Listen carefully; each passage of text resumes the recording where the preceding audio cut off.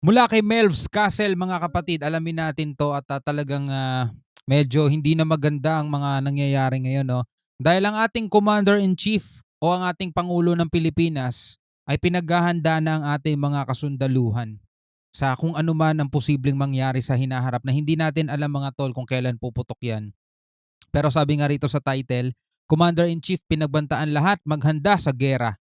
China Army nasa loob na ng Pilipinas. Ayun nga siguro yung nakuhang uniforme no, ng PLA Navy o ng PLA o People's Liberation Army ng China mga tol. Nakakita yung uniforme yun sa loob ng Pogo Hub dito sa may Porac, Pampanga.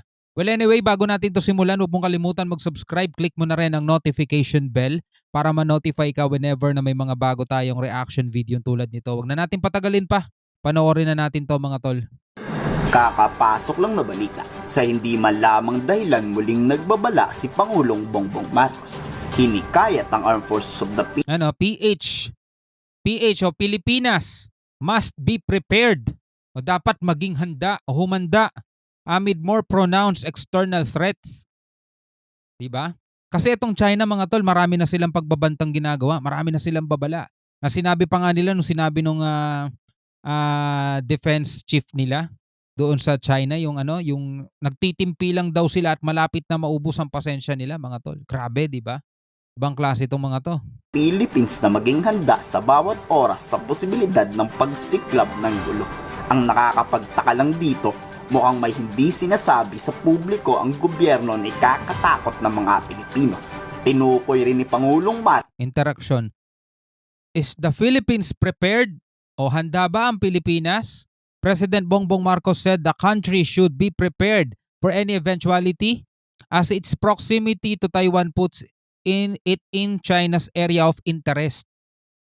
Dahil nga malapit tayo sa Taiwan, mga tol, naging na rin tayo, no? Area of interest na rin tayo ng China.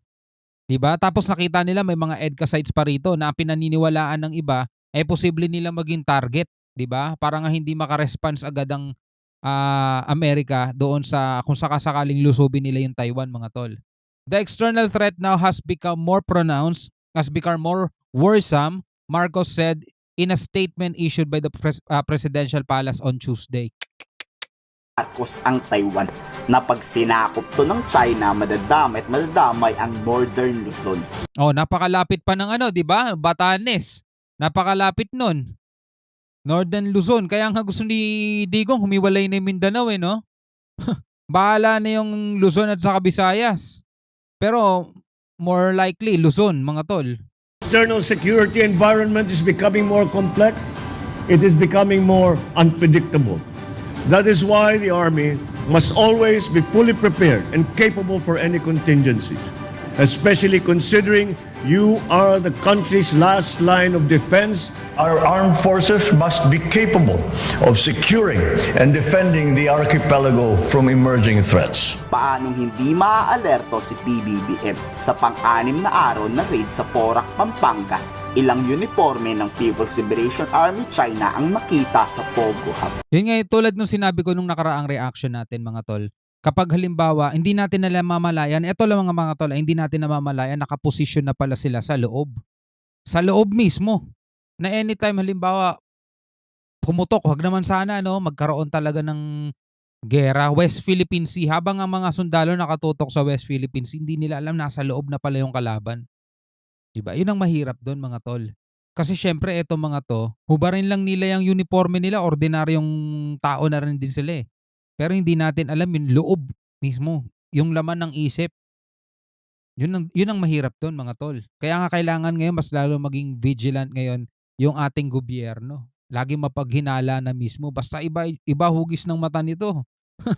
Yun ang mahirap doon mga tol. Nadadamay din pati yung mga matatagal ng Chinese na nandiritong namumuhay na mapayapa sa Pilipinas. Pati sila nadadamay mga tol Unfair din naman sa kanila.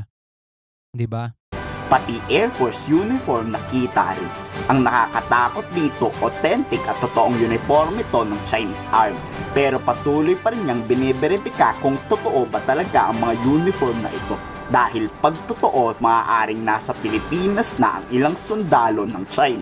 Well, it's too early to say. to whom this particular uniforms belong. Yeah. But then again, we're not jumping into conclusion at this point. But we've been taking a look at the military uniforms that we were able to find in the compound, and so far they appears to be genuine.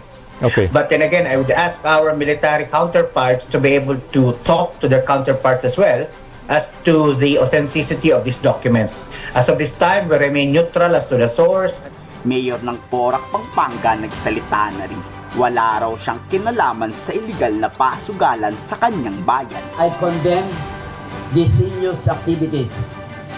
Hindi po natin papayagan sa ating bayan habang ako po ay mayor na mawala ang na magamit ang ating bayan sa mga hindi tamang gawain. Ano napansin nyo kay Mayor? Uutal-utal, di ba? Hindi sigurado sa kanyang sasabihin. Hindi rin makatingin ng diretso sa kanyang mga kababayang nasasakupan. Dito pa lang halata mo na agad na nagsisinungaling tong si Mayor. Pero antayin na lang siguro natin. Wala ko sinabing ganyan. No, ayan ay pananaw ni Melvs Castle, mga tol. Pero yung napanood ko naman yun sa balita, parang mas sanay siyang magsalita ng salita sa Pampanga. O ano bang salita doon? Kapampangan ba? Kesa sa Tagalog, parang ganun. Pero dapat kahit papano, dire-diretso siya magsalita ng Tagalog. Ang kabuuang investigasyon, baka ikaw na ang susunod kay Mayora Alice Go. Balaan po sa sabienda na maging protector tamo po ning Pogo.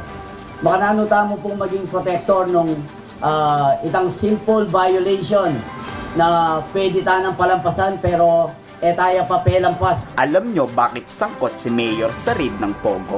Pinaghihinalaan kasing pagmamay-ari nito ang ekta-ektaryang lupain pinagtitirikan ng Pogo Hub. Pero mariin nga itong itinanggi ni Mayor. Bayo tapa po mayor, makatalakad na la, ring alwang building ka rin.